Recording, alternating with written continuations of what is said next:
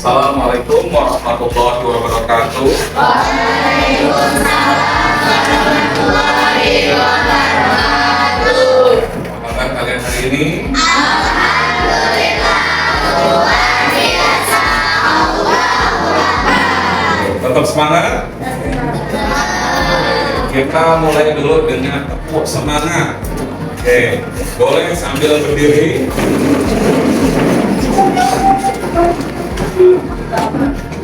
Tahu kan tepuk semangat? Nah, ketika saya komando tepuk semangat, kalian langsung bilang semangat ya. Tepuk semangat.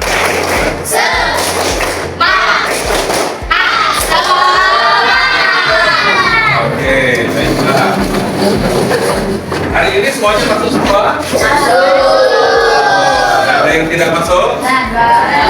Jadi semuanya adalah masuk semua. Sekarang saya akan cek kehadirannya dulu. Jadi katanya masuk semua. Kelas 7C, Alfisa ada, Alifa, ke materi. Nah, jadi pada saat ini kita akan mempelajari yang namanya coding dan kecerdasan artifisial. Nah, jadi coding dan kecerdasan artifisial ini merupakan pelajaran pertama ya yang dikembangkan atau menurut arahan dari Wakil Presiden Republik Indonesia. Siapa Wakil Presiden Republik Indonesia? Jadi Bapak Gibran itu menyoroti pendidikan di Indonesia. Apa? Kalau misalnya di Singapura sana, di Amerika sana mereka sudah mempelajari yang namanya coding, tapi ternyata di Indonesia ya, belum. Di dalam pelajaran coding ini ada beberapa materi. Yang pertama kita akan mempelajari yang namanya berpikir komputasional. Jadi berpikir komputasional itu apa sih sebenarnya, gitu kan ya? Ada yang tahu nggak apa sih yang namanya berpikir komputasional?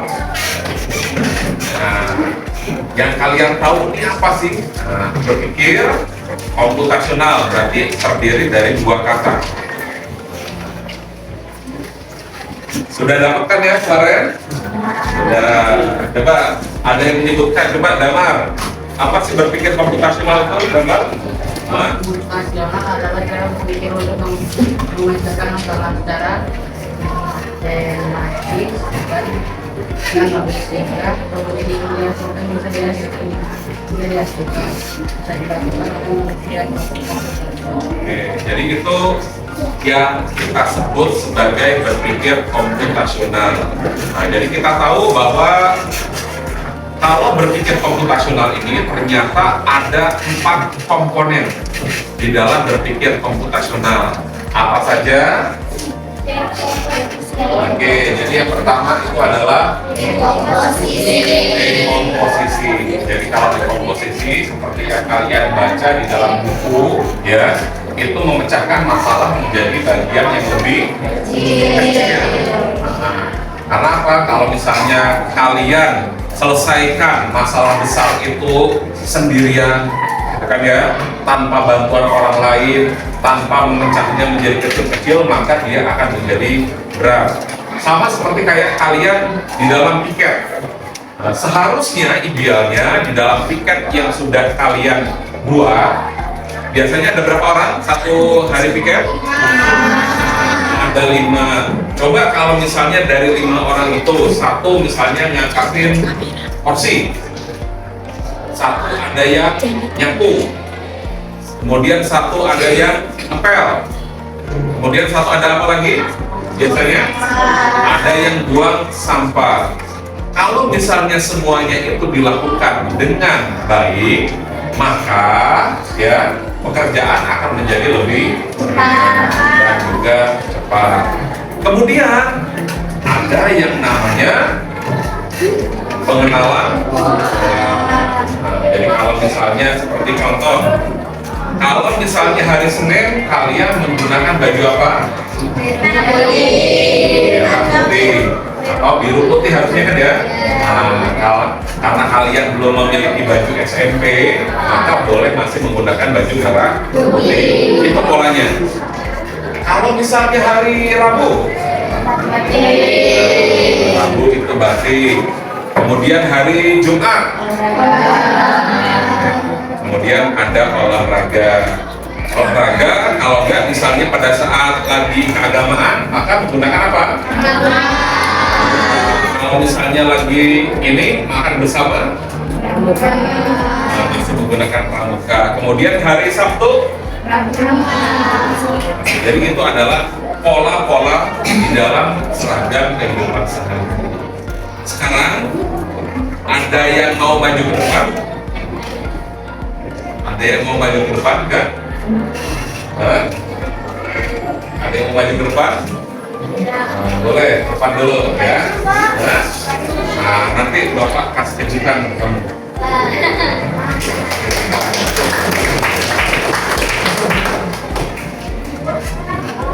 Siapa? Nabila. Bayangkan Nabila ini adalah seorang atau seekor atau sebuah robot, kan ya?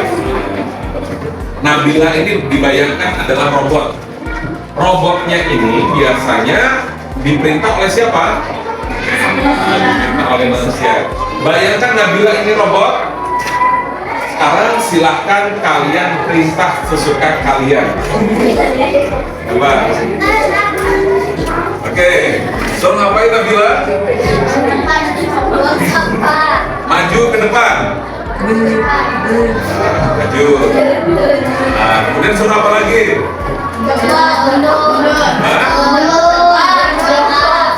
Suruh apa? Suruh? Jongkok. Ya, jongkok. Suruh ngapain lagi? Nah, suruh berdiri. Ya. Coba belakang. Coba perintah. Perintah robot ini. Hah? Yang mudah-mudah, nggak usah yang susah-susah. Nah, apa suruh ngapain?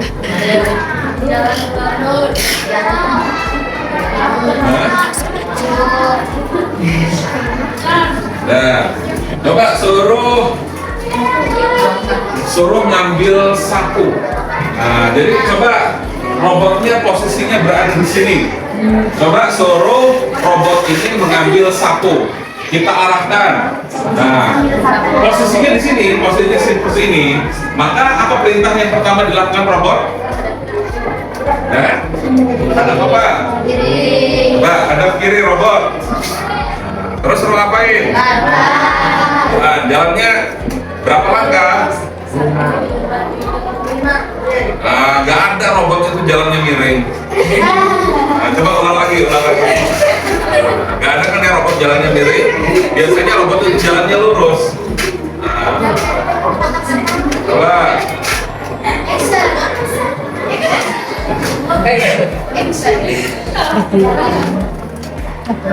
Nggak ada robot jalannya miring. Sesuai dengan ini. Sesuai dengan kotak.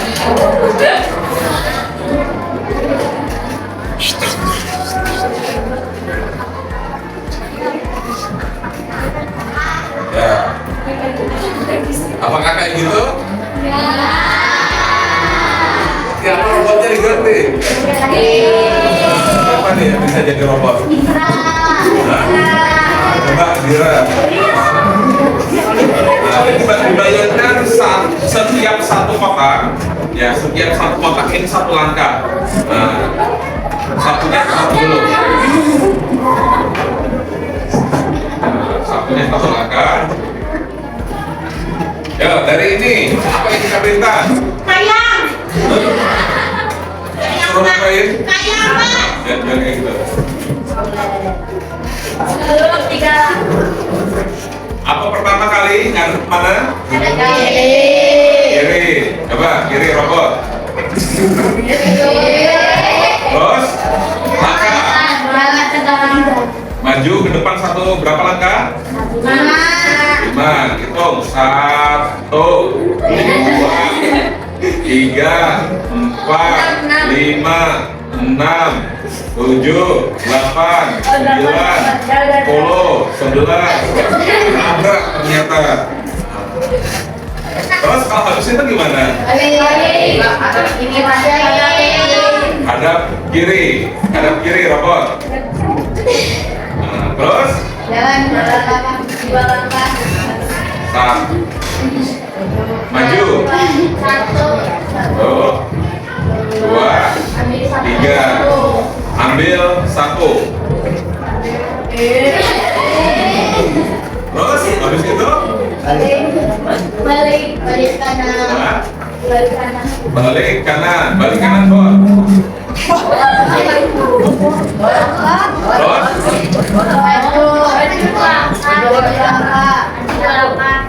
maju 2 langkah. Ya, terus Hadap kanan, hadap kanan. Terus maju 8 langkah. Coba hitung. 2, 3, 4, 5, 6, 7, 8. Oke, bagus sekali. Tepuk tangan untuk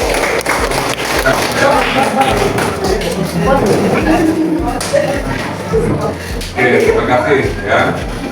Sekarang bagaimana kalau misalnya perintahnya salah yang kita berikan kepada robot? Maka robot akan kalau perintah yang kita berikan salah, misalnya suruh hadap kanan, ya tapi dia ternyata menghadap kiri, maka apa? Nah, jadi tidak sesuai dengan apa yang kita inginkan, perintahkan, seperti itu. Kalau misalnya kita memomando robot, nah, jadi robot itu baru benar bisa cara jalannya, yaitu kalau misalnya ada perintah yang kita berikan. Nah, berarti kalau kita nyuruh robot tadi itu berdasarkan apa? Yang tadi 4 komponen berpikir komputasional tadi apa? Kalau menurut kalian, kan? Mengenali pola atau algoritma? Jadi robot tadi itu mengenali pola atau algoritma. Nah, coba apa kira-kira? Kalau misalnya kita hubungkan dengan 4 berpikir komputasional tadi, ya, langkah yang dilakukan robot ini sesuai dengan apa?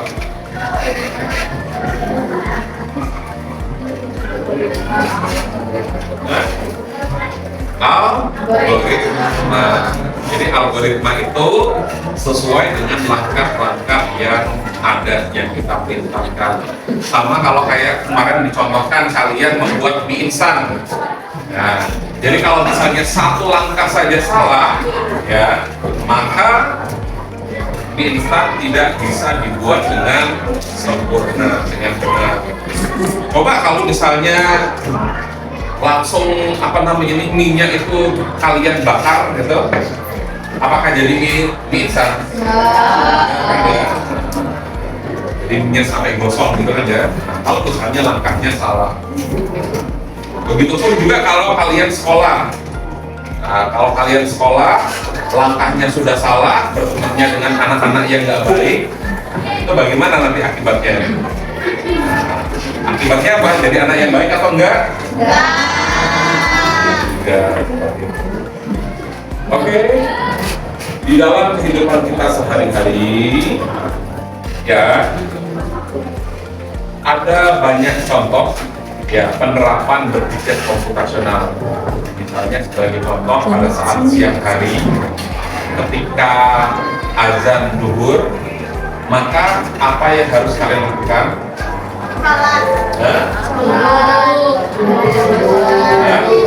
Kalau misalnya sudah azan zuhur, maka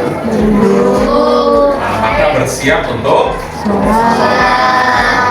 sebelum sholat kita harus apa dulu? Siapa yang sering pada saat siang harinya itu sholat? Coba tunjuk tangan yang setiap siang harinya sholat di musola. Gak ada semua? Masa gak ada semua yang sholat? Yang pernah sekali ada? Pernah 2 kali ada? Oke, pada saat sholat itu biasa sebelum sholat itu harus ada wudhu kan ya? Harus ada wudhu. Pernah nggak antri di sana? Pernah antri? Nah, bagaimana antriannya? Coba kamu sebutkan. Antriannya tuh gimana sih? Kamu ceritakan. Apa? Antriannya 1 per 1. Jadi kalau misalnya dia sudah selesai yang namanya wudhu, maka dia akan sholat dan akan diteruskan pada orang yang berikutnya kan ya. Sekarang kalau misalnya wudhunya ini tidak teratur, apa akibatnya? Masa wudhunya tidak teratur, misalnya antriannya tidak teratur, bukan wudhunya tidak teratur. Gimana? Kalau antrian wudhunya tidak teratur, apa yang terjadi? Ada yang misalnya berantem lah, gesek-gesek lah, kan ya? Dan juga yang lainnya. Biasanya seperti itu kalau misalnya wudhunya tidak teratur. Sekarang kita akan mengerjakan yang namanya lembar kerja, nanti dibagi ke kelompok. Saya akan berikan lembar kerja sesuai dengan konsep wudhu tadi, kan ya? Silahkan kalian kerjakan per kelompok. Ini lembar kerjanya. Nah, nanti sampainya ya.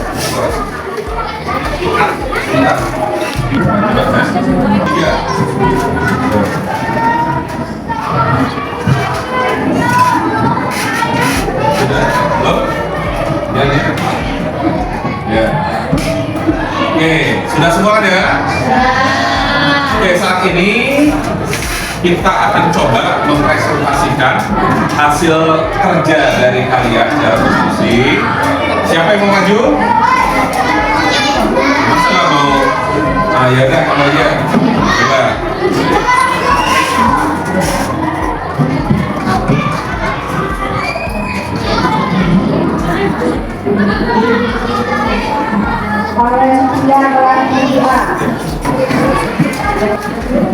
Kasus saat jam istirahat, banyak siswa yang berkumpul akibat perjalanan panjang sering berbukan. Bahkan ada yang terlambat masuk kelas. Diskusikan bersama kelompokmu bagaimana cara menyelesaikan masalah antre wudhu dengan langkah berpikir konfrontasional. Langkah berpikir konfrontasional. 1. Dekomposisi atau pecah masalah. Contoh analisis tempat wudhu sempit, banyak siswa datang bersamaan saat istirahat, tidak ada aturan antri yang jelas, ada siswa yang menyerobot aturan. Pengenalan pola. Setiap istirahat selalu terjadi antri panjang. Masalah muncul karena semua siswa wudhu di waktu yang sama. Siswa yang terkumpul sering menyerobot. Abstraksi. Masalah ini antrian tidak tertib dan menyebabkan keterlambatan. Detail seperti jenis aturan atau aturan tidak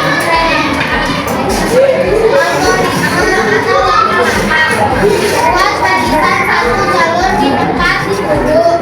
2. Setiap siswa isi sesuai urutan kedatangan. 3. OSIS dalam grup pikir mengawasi kegiatan. 4. Gunakan keran bergiliran, misalnya 5 orang sekali masuk. 5. Setelah selesai segera kembali ke kelas. Ya, kita beri tepuk tangan.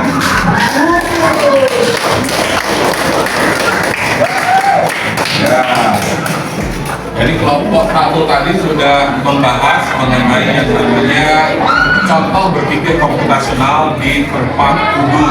Kita tahu waktu duhur biasanya jam 12.25. Siswa kita, ya seluruh siswa SMP 1 Sumberjaya itu sekitar 900-an.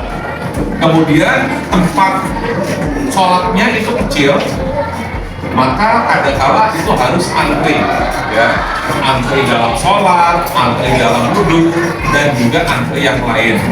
Kalau di dalam antri wudhu itu tadi seperti yang sudah disampaikan oleh temannya, maka kalau secara berpikir komputasional, maka itu ada langkah-langkahnya. Kalau di komposisi seperti ini, algoritma seperti ini, dan lain-lain. Apakah sepakat dengan pendapat dari temannya tadi?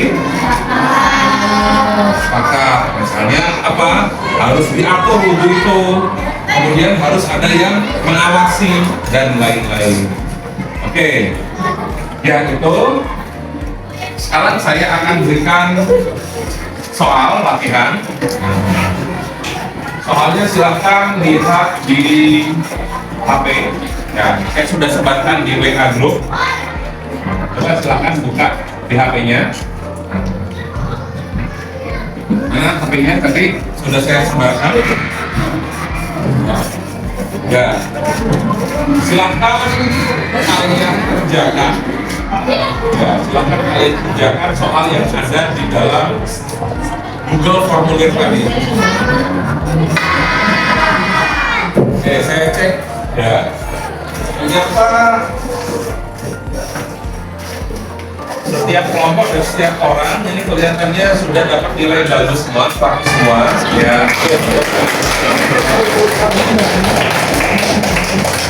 Ya, jadi terima kasih karena kalian telah mengikuti pelajaran ini dengan baik, ya. Maka kita akhiri pelajaran kita ini. Sebelumnya kita berikan kesimpulan dulu. Kesimpulannya hari ini kita sudah belajar yang namanya berpikir komputasional. Ada 4 komponen berpikir komputasional. Coba dari ini apa? Nomor 1. Mata berpikir komputasional itu apa komponennya? Nomor 1. D. Yang kedua, pola. Yang ketiga, dan yang keempat, oke, itu berarti sudah kalian pahami. Kalian tidak hanya bisa menerapkan di dalam kehidupan sehari-hari, bisa juga nanti diterapkan di dalam membuat kode atau coding di dalam komputer. Ya, kalau misalnya di dalam SMP ini, kalau codingnya hanya sederhana saja, nanti kalian akan temui di pelajaran berikutnya. Kita akhiri pelajaran kita pada kesempatan hari ini. Kita tutup. Assalamualaikum warahmatullahi wabarakatuh.